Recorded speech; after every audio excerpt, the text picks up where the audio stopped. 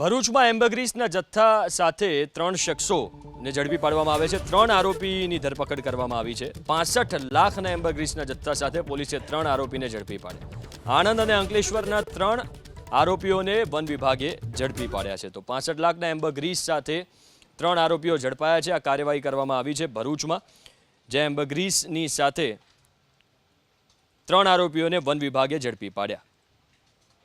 વેલ માછલીની વોમેટનો વેપાર કરવા માટે, ધંધો કરવા માટે એ લોકો આવતા બાતમીના આધારે જે અમારી ઇન્ટેલિજન્સ બ્યુરો ટીમ સાથે એમને જે રેડ કરેલ અને એ મુદ્દામાલ સહિત 2 વ્હીકલ અને વેલ માછલીની વોમેટ કબજે કરી આગળની તપાસ કરવામાં આવેલ છે। 3 આરોપીની ધરપકડ કરવામાં આવી છે। 65 લાખના એમ્બરગ્રીસના જથ્થા સાથે પોલીસે 3 આરોપીને ઝડપી પાડ્યા।